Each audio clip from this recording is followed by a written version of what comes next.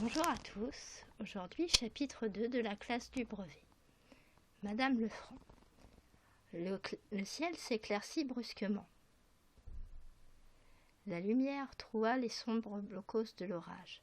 La pluie s'arrêta. Rémi leva les yeux et aperçut un petit balcon entre des branches et de toits comme perché sur les plus hautes cimes. Puis la maison apparut, enfuie dans sa cache d'arbres, chênes, ormeaux, frênes, tilleuls. C'était une grande maison irrégulièrement habitée qui avait appartenu à une certaine tante Milly. Tommy appelait la propriété Milly. La tante se soignait dans une clinique. Les Lefranc venaient le dimanche, à la belle saison, et encore pas très souvent. Les domestiques avaient une bicoque à 300 ou 400 mètres au bout des prés. Et les dépendances, les écuries, l'ancienne grange étaient ouvertes. Milly ressemblait un peu aux Milly de Lamartine, par ses saules, ses vallons et vieilles tours, mais l'on ne voyait aucune montagne au loin, et la maison n'avait rien d'une chaumière.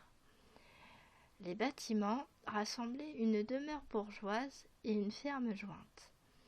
Les dépendances semblaient une chaise à porteur, soutenant le manoir des maîtres qui veillait sur la campagne de toutes ces mansardes, pareilles à des yeux d'insectes. Les 4 balcons avaient l'air posés sur les hautes branches, nues des chênes, des ormeaux, des frênes et des tilleuls. La cheminée fumait. Rémi avança en claudiquant et en dodelinant de la tête. À ce moment, une auto surgit à toute vitesse dans le vallon, dans un formidable giclement d'eau boueuse. Une Psy K5, courte et basse, presque une voiture jouée. Rémi eut le temps d'apercevoir derrière l'essuie-glace une paire de lunettes et un large front nu. Monsieur Dubon ? Monsieur Dubon, le professeur de français de l'école libre, son professeur de français.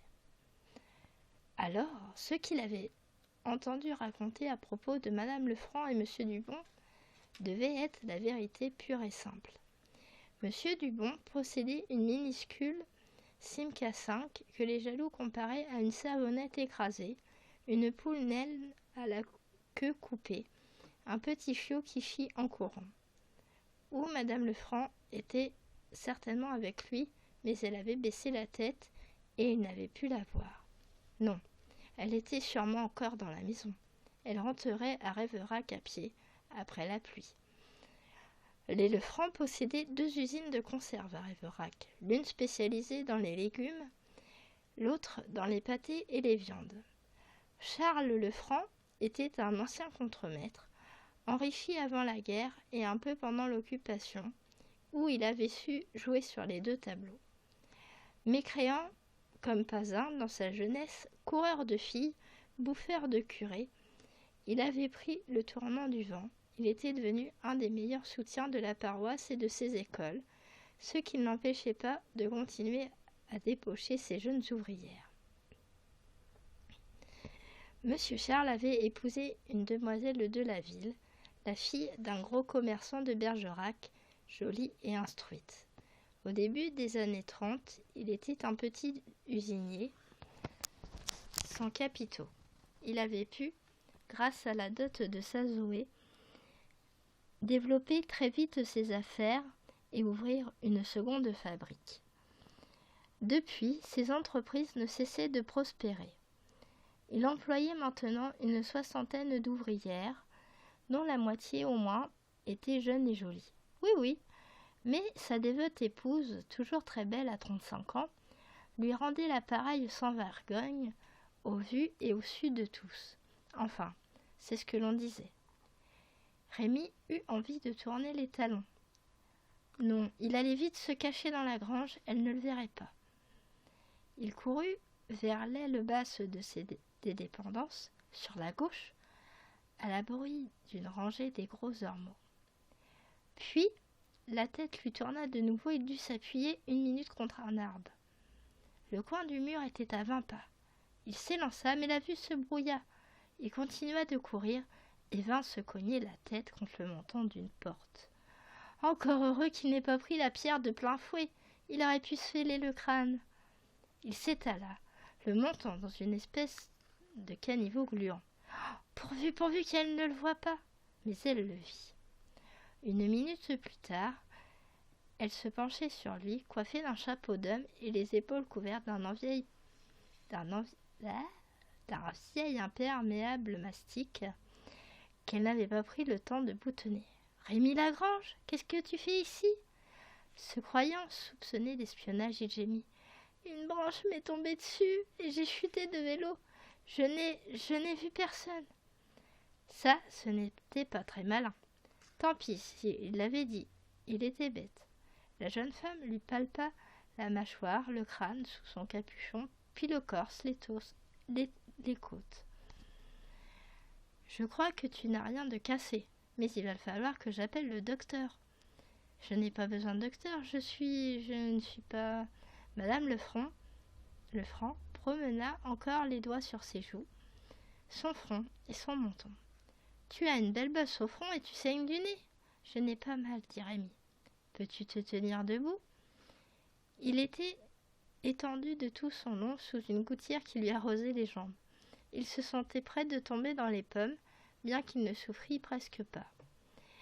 Il ferma les yeux et respira le parfum de Madame Lefranc pendant qu'elle lui tenait le visage contre sa poitrine.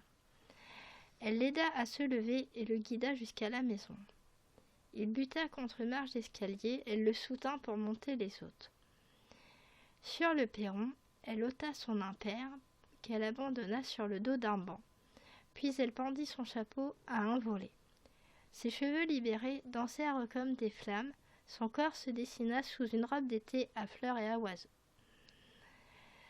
Rémi aurait voulu la contempler jusqu'au soir dans la lumière, mais elle le poussa vers l'entrée d'une pièce sombre aux rideaux tirés. À l'intérieur, elle l'aida à quitter sa pèlerine, puis le mena près d'une banquette et le pria de s'allonger. « Je vais chercher une couverture, dit-elle. » Elle ne partit pas tout de suite. Elle le regarda, sourit, se pencha encore sur lui pour tâter ses vêtements. Elle était très très jolie. « Mon Dieu, comme tu es mouillée !» Bien que la pluie eût cessé, elle était presque aussi trempée que lui, d'être restée sous la gouttière de la grange et de l'avoir pressée contre lui quand il se trouvait mal. « Eh bien, dit-elle, puisque tu ne veux pas voir le docteur, je vais chercher cette couverture, puis je ferai chauffer de l'eau pour un bain. Non, je ne... » Elle sortit, puis revint très vite. Elle alluma l'électricité et il la vit tourner autour de lui, comme pour une valse lente. Puis, toute la pièce tournait en même temps. Mais il ne voyait plus qu'elle. Il admirait ses yeux bleus, bleus de mer du Sud, bleus du matin d'orage, très écartés et très larges, ouverts sur un spectacle mystérieux qu'elle seule pouvait voir. Il s'étirait presque jusqu'aux tempes, recouvertes par des mèches couleur feu. Son regard droit, chaud et lointain caressait Rémi et le traversait en même temps comme si elle guettait quelqu'un derrière lui. Sa bouche, large et charnue, prenait beaucoup de place dans le visage ovale, un peu long, et dérangeait heureusement un dessin qui aurait pu être, sans elle, trop parfait. Sa lèvre inférieure, avancée par une moue, mi-tendre, mi-moqueuse, était celle d'une femme qui connaissait les douceurs et les chagrins de la vie. Sa peau, brunie par un long été, s'éclaira d'un reflet de cuivre sous la lumière de l'ampoule électrique. « On dirait qu'elle a du sang indien dans les veines, pensa Rémi. Oh, Tala, Atala !» Elle rit soudain d'un rire de jeune fille, gai et insouciant. Rémi se sentit rougir. Il aurait voulu parler de l'orage, du destin, de Lamartine, de Chateaubriand, au programme de 3e, qu'il avait déjà lu en 4e, mais il n'aurait su dire en aucun langage le millième des mots qui tournaient dans sa tête, et il resta sans voix. Elle posa une couverture sur le tapis devant le sofa. « Ça ne servirait à rien de t'envelopper tant que tu es mouillé. » Elle commença à le frictionner avec son châle, large, doux et parfumé. Il oublia son mal de tête, son genou blessé, son front cabossé, son nez saignant, le froid dans le dos et ses pieds glacés. « Aide-moi à retirer ta veste, dit-elle. Il l'aida comme il put. Il avait maintenant une épaule raide et un peu douloureuse. Il serra les dents pour ne pas gémir ni soupirer de bonheur. Elle lui dit de ne pas bouger. Il ne bougeait pas, il n'avait qu'un désir, rester là, très longtemps, des heures et des ans, son corps pressé contre le corps de Madame Lefranc. Elle déboutonna sa chemise, lui sécha la poitrine, puis le ventre, et expliqua qu'on devrait toujours éviter d'avoir froid après un choc à la tête. Rémi eut une piquante envie de poésie. Il chercha de jolis vers au fond de sa mémoire, il en savait 100 000, mais pas un ne lui vint à l'esprit. Fièvres et frissons lui remuaient le cerveau comme à la cuillère. La douleur le reprit d'un coup, il ne put retenir une plainte.